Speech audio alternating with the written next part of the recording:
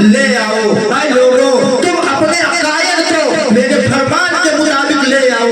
اے لوگوں تم جو کلمہ میں نے دیا ہے اس پر مکمل ایمان لے کر آ جاؤ. اللہ کے ساتھ اپنا معاملہ درست کر لو. اللہ کے ساتھ اپنا معاملہ درست کر لو, صحیح کر لو. اللہ تمام مخلوقوں میں تمہاری محبت, تمہاری عظمت ڈال دے گا. کیا یہ مچھر آج پیدا ہوئے ہیں؟ کیا غریب نواز جب ہندوستان تشریف لائے تو مچھر نہیں تھے؟ کیا کب بیماریاں نہیں تھی؟ تب تو ایسے ایسے بیماری تھی, اگر بیماری لگ جاتا تو تعاون کی بیماری لگتی تھی اور لوگ ادھر میت لے کر جاؤ, ادھر میت تیار ہو جاتا تھا. میرے بھی گھر کے 7-8 افراد, میرے بھی دادا پر دادا 7-8 لوگ اسی تعاون کی بیماری سے دنیا سے چکے تھے. لیکن آج ہم نے تو غریب نواز کے نام پر ہم نے چھٹی کیا, ہم نے فاتحہ کیا, ہم نے لنگر لٹایا, لیکن ہم نے اس کلمے کو دل میں نہیں اتارا.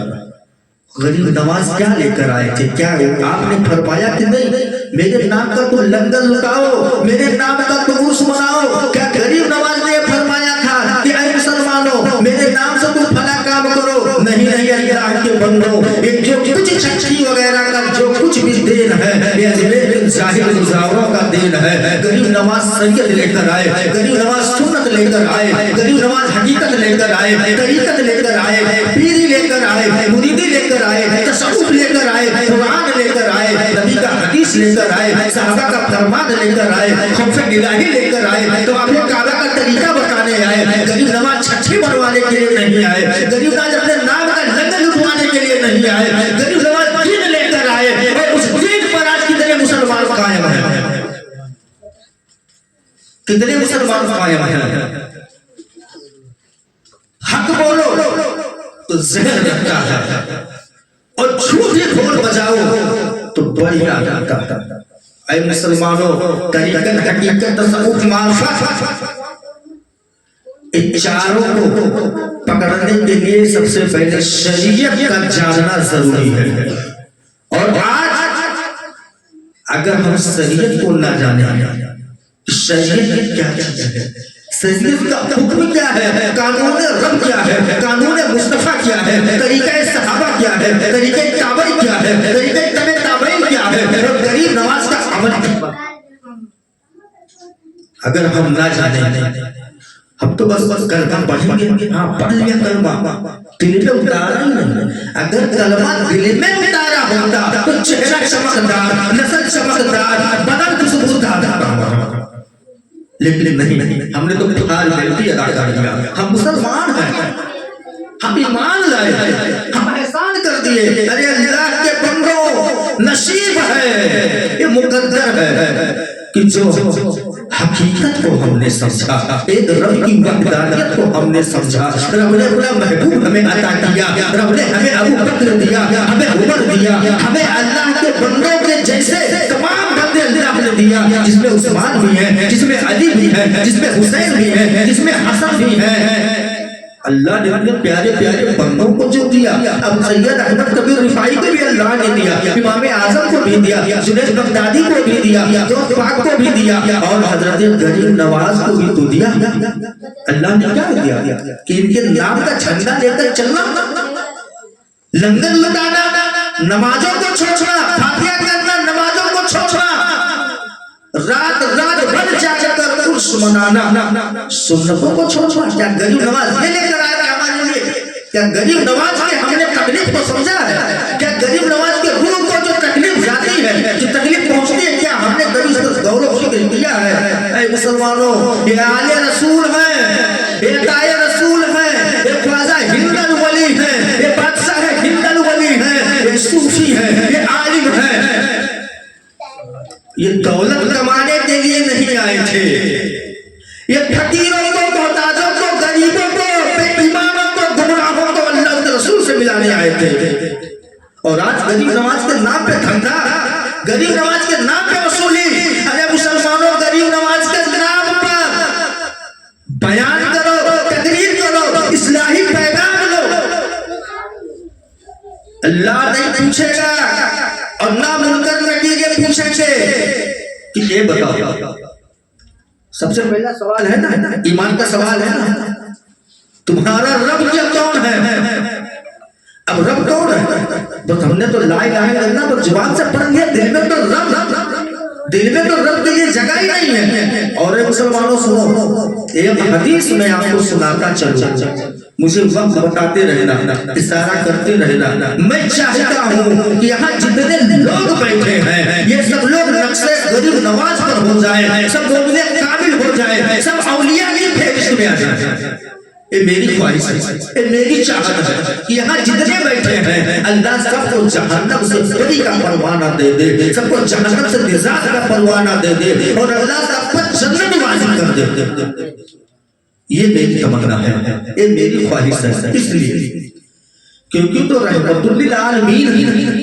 وہ رحمت للعالمین ہے پاس میں کچھ رکھتے نہیں اور دونوں جہاں کی نعمتیں ہیں خالی ان کے ہاتھ میں ان کا دونوں ہاتھ خالی میں لیکن دونوں جہاں کی نعمتیں ان کے ہاتھ میں ہے اور نبی کریم صلی اللہ تعالی علیہ وسلم فرماتے ہیں اے لوگوں سنو جو اللہ سے محبت کرتا ہے وہ اللہ کے حکم کو کبھی انکار نہیں کرتا جو اللہ سے محبت کرتا ہے ان نمازوں کو نہیں چھوڑے گا یہ میں اپنی طرف سے بولوں جو اللہ سے محبت کرے گا ان نمازوں کو نہیں چھوڑے گا جو اللہ سے محبت کرے گا وہ اصلاح کرنا نہیں چھوڑے گا اصلاح کسے کہتے ہیں اصلاح کسے کہتے ہیں اصلاح کرتے ہیں کہ اگر کوئی غلط راستے پر جا رہا ہو اگر کوئی غلط کام کو انجام دے رہا ہو تو اسے سائن سے ایک طرف لے جا کر سمجھا دو لیکن لوگوں کے بیچ میں ذلیل کرنے کے لیے نہیں فرمایا گیا ہے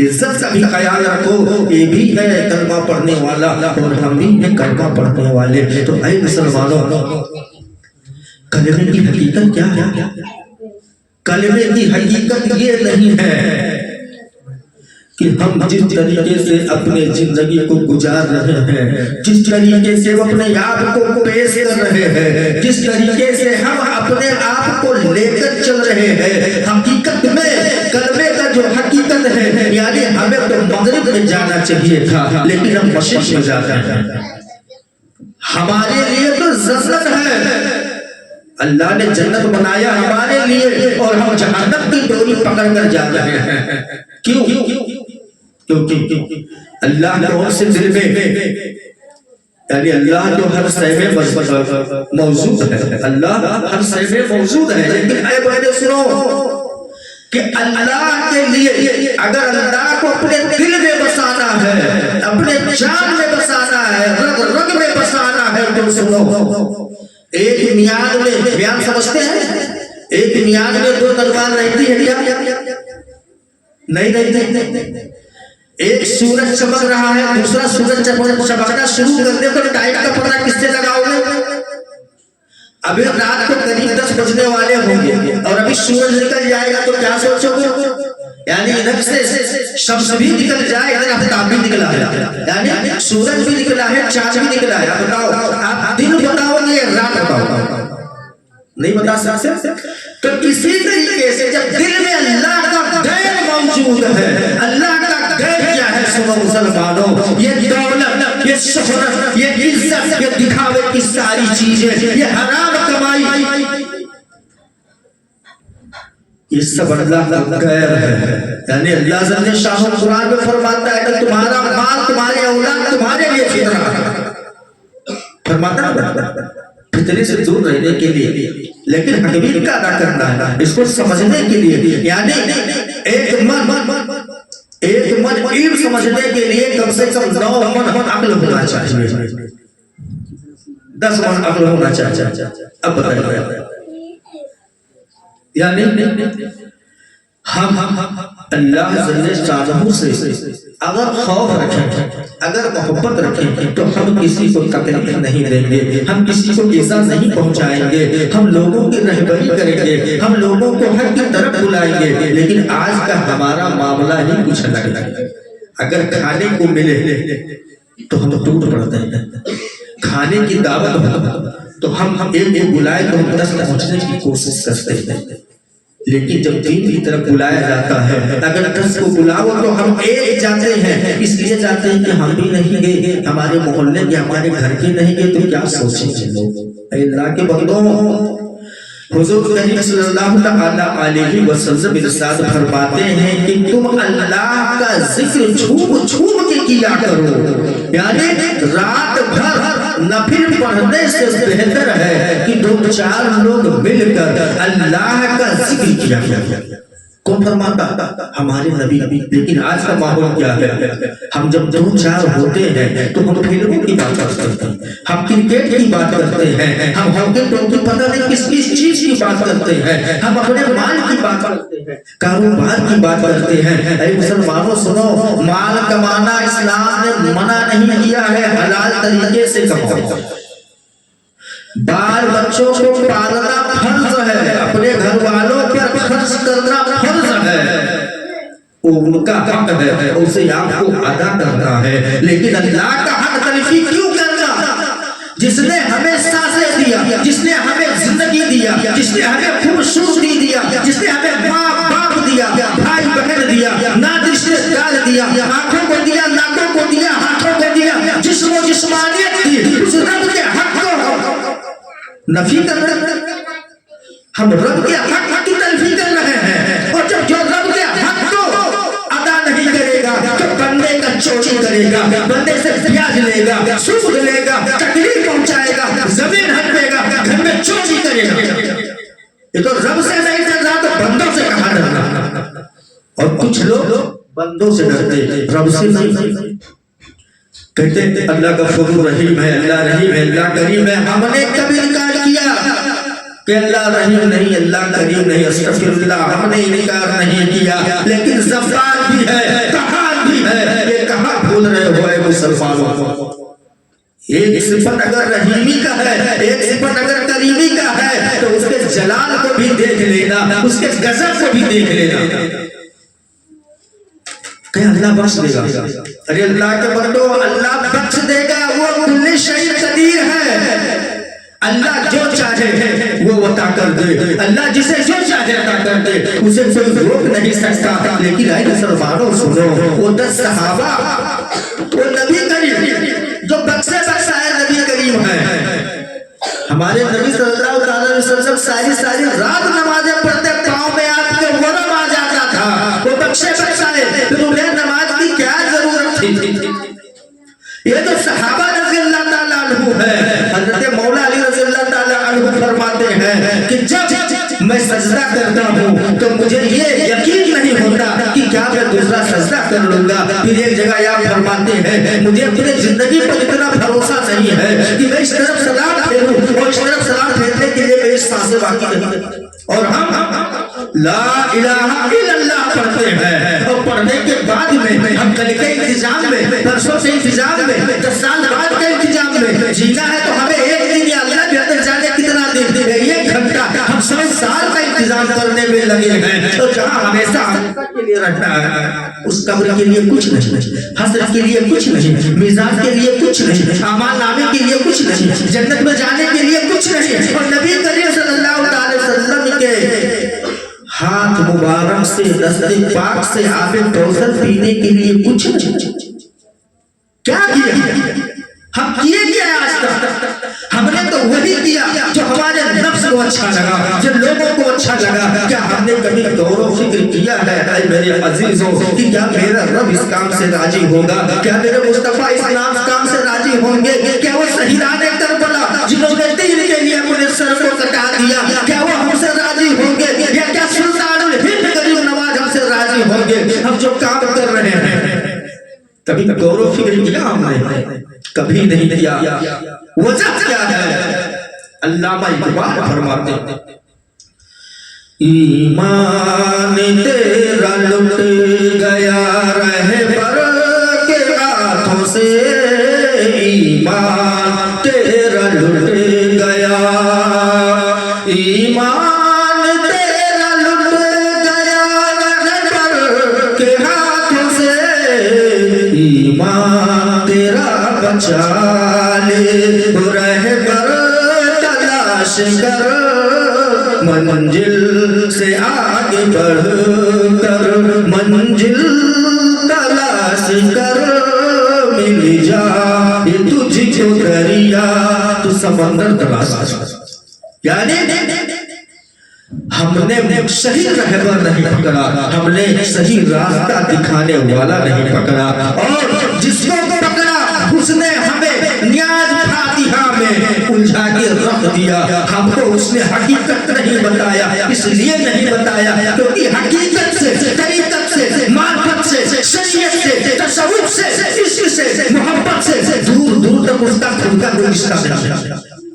ہمیں کیا بتائے گا جو خود جہنم میں آدھے سے زیادہ لگٹ چکا ہو, وہ کیا ہمیں جنت کی طرف اشارہ کر کے بتائے گا؟ ارے مسلمانوں کبھی نہیں. جیسے ہم نے اپنے روزی کو تلاش کیا, اپنے گھر کو چلایا, اپنے پریوار کا خیال رکھا, اسی طریقے سے ہم پر فرض ہے کہ میرے دین حاصل کریں, اپنے رب کو پہچانے, اپنے رسول کو پہچانے, شریعت کو پہچانے. ہم پر فرض ہے. ہم کمانے کے لیے 8 گھنٹہ 12 گھنٹہ محنت کرتے, ہم پر فرض ہے نا. کہیں گے ارے حضرت ہم کام کر رہے ہیں, بچوں کو پالنا بھی تو فرض ہے, بیوی بچوں کو پالنا بھی تو فرض ہے. اے مسلمانوں یہ بتاؤ, پہلے تم آئے, تمہاری بیوی آئی, یا تمہارے بچے آئے, یا تمہارے ماں باپ آئے, یا سب سے پہلے اللہ کا حکم آیا, اللہ کا پیغام آیا؟ اگر ترتیب سے دیکھا جائے تو سب سے پہلے ہم لوگوں کے لیے اللہ کا حکم آیا, اے مسلمانوں نماز پڑھ لو, اے مسلمانوں مال ہے حلال کو زکات دے دو, اے مسلمانوں اگر تمہارے پاس بڑا مال ہے تو حج بیت اللہ کر لو, اے مسلمانوں اگر تمہارے پاس مال ہے تو قربانی کر لو, اور زیادہ مال ہے تم صدقہ دے دو, تم خیرات دے دو, تم ہمارے لیے مسجدیں بنا دو. یعنی مسجد اللہ کا گھر ہے, مسجد اللہ کا گھر ہے. لیکن آج شادی میں 4 لاکھ کی جگہ پہ ہم 40 لاکھ خرچ کرتے ہیں, دکھاوے کہ ہمارے یہاں شادیاں ہوتی ہے. مسجد مدرسے کے لیے چرچے کے لیے جاؤ, یہ 50 روپے کی پاوتی پھاڑو. ہم لا الہ الا اللہ پڑھتے ہیں, تکلیف نہیں کر رہا کہ روزمرہ کی جو زندگی ہے جو میں دیکھ رہا ہوں ان آنکھوں سے, وہ دیکھ کر بڑا رونا آتا ہے. مجھے آپ سے نہ دولت چاہیے, نہ کوئی مال چاہیے, عزت اور دولت دینے والی ذات تو اللہ کی ہے. اللہ کے بندوں تم اتنا ساتھ دو کہ کم سے کم کلمے کی حقیقت کو سمجھ جاؤ, اور غریب نواز کے نقش قدم پر چلو. جو غریب نواز نے کیا ہے وہی ہم کو بھی تو کرنا چاہیے. جو نمازیں انہوں نے پڑھا ہے وہی نمازیں ہم بھی پڑھنے کی کوشش کریں. لیکن ہمارے یہاں کیا بتایا جاتا, وہ غریب نواز تھے, وہ غوث پاک تھے. ارے اللہ کے بندوں, ہم نے مانا وہ غریب نواز تھے, غوث پاک تھے, لیکن نماز الگ تو نہیں تھی. ہماری نمازیں ایسا آج کیوں ہے کہ قبول نہیں ہوتی ہماری دعائیں؟ ہمارا یقین کیسا ہے, ہمارا ایمان کیسا ہے؟ اللہ نے نبوت کا دروازہ بند کیا ہے, ولایت کے دروازے کو اللہ نے نہیں بند کیا ہے. ولی بھی کوئی بھی بن سکتا ہے. نبی کریم صلی اللہ تعالی علیہ وسلم کی ایک حدیث سنتے چلو. حضور نبی کریم صلی اللہ تعالی, جب نبی کا نام آئے تو صلی اللہ علیہ وسلم کہہ دیا کرو. حضور نبی کریم صلی اللہ تعالی علیہ وسلم ارشاد فرماتے ہیں کہ اے لوگوں, تم دنیا میں رہ کر جہنم سے بری کا اور جنت میں داخل ہونے کا پروانہ حاصل کر لو. پروانہ سمجھتے ہیں, لکھی سند, رزق. ایسے کر لیں کہ سٹاپ پیپر کو جیسے کوئی لکھ کر دے دے کہ یہاں سے پروپرٹی آپ کی سند. صحابہ نے پوچھا یا رسول اللہ کیسے ملے گا؟ حضور فرماتے ہیں جو 40 دن, کتنا دن؟ ہاں یہ بچے ماشاءاللہ ان کا توجہ, اللہ آپ لوگوں کو سلامت رکھے اور آنے والے وقت میں اس جگہ پر آپ رہو اور وہاں پائے. ایک خواہش ہے. حضور صلی اللہ تعالی علیہ وسلم فرماتے ہیں کہ جس اللہ کے بندے کو جہنم سے بری ہونا ہے, بیٹا ذرا دھیان دو, ادھر دھیان دو, وہ 40 دن با جماعت تکبیر اولا کے ساتھ पांचों वक्त की नमाज पढ़े, 5 वक्त की नमाज पढ़े। तकबीर उला के साथ, अब तकबीर उला कहते किसे हैं? जब मुअज्जिन साहब खड़े होते हैं दरूद शरीफ पढ़ते हैं और जब आप तकबीर बोलना शुरू कर देते हैं तो साथ में आप शरीक हो जाओ, उसे तकबीर उला कहते हैं। अब हुजूर फरमाते हैं जिसने 40 दिन बाद जमात तकबीर उला के साथ नमाज पढ़ा, अल्लाह उसे 2 परवाना अता फरमाता है। कितना? 2 परवाना, एक जहन्नम से बरी और दूसरा जन्नत में दाखिल होने का। अब बताओ कितना सस्ता सौदा है जन्नत का, सस्ता सौदा है कि नहीं है ना? हम लोग काम करने के लिए अगर हमारी ड्यूटी 6 बजे है किसी कंपनी में तो हम 4:30 बजे उठकर तैयारी करने लगते हैं, लेकिन फजर की जमात 6:30 बजे है और हमारी आंख कब खुलती है? 10। अब इतना सस्ता सौदा जन्नत का और हम मुसलमान जन्नत को छोड़कर जहन्नम का रास्ता इख्तियार करके और ऐसे तरीकों पर ऐसे कारनामों को अंजाम दे रहे हैं जिसका दूर तक शरीयत से कुछ लेना देना नहीं है, शरीयत से उसका कोई रास्ता ही नहीं है। अगर ईमान मुकम्मल रखना चाहते हो तो ताबई सहाबाए किराम मोहम्मद रसूलुल्लाह सल्लल्लाहु तआला अलैहि वसल्लम की जिंदगी को देखो और फिर उनके बाद में हजरत जुनैद बगदादी या इमाम आजम या गौस पाक या गरीब नवाज या महबूब अशरफ जहांगीर शिवसारी या महबूब इलाही देहलवी या अहमद रजा खान हाजने बरेलवी, फिर इनके नक्शे कदम तक चलो, फिर इनके नक्शे कदम पर चलो, तब क्या बनेंगे? मोमिन। अल्लाह का जितना इनाम है किसके लिए है? मोमिनों के लिए है। समझ में आ रहा है जितनी बातें मैं बता रहा हूं? समझ में आ रहा है? अगर समझ में आ रहा है तो इस पे अमल भी किया जाए। तो आज का जो गुफ्तगू यहाँ पर हुआ कुछ समझ में अगर आया हो तो मेरे लिए भी दुआ कर देना। और ये जो यहाँ पर बयान हुआ ये मैंने अपनी तरफ से नहीं, इसमें करीब ज्यादा से ज्यादा हमने हदीस शरीफ को साबित किया, बयान के दरमियान हदीस शरीफ को साबित किया, ये भी अल्लाह की ये अता है। और आप लोग इस महफिल में आए गरीब नवाज रज़ियल्लाहु ताला अन्हु के नाम पर, ये भी अल्लाह की ये अता है।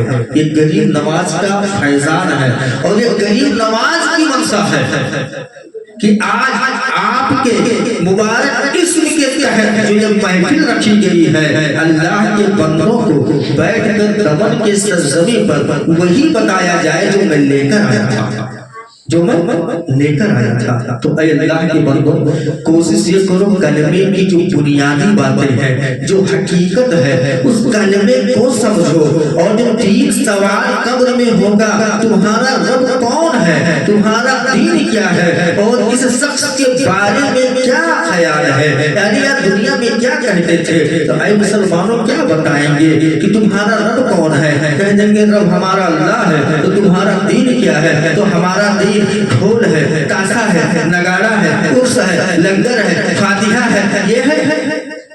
हम बचेंगे, बचने वाले हैं। अगर ये जवाब अगर कोई दे तो सबसे पहले तो वो ईमान से निकल गया, इस्लाम में उसका कोई मिलना जुलना कुछ मतलब इस्लाम से कोई रिश्ता नहीं।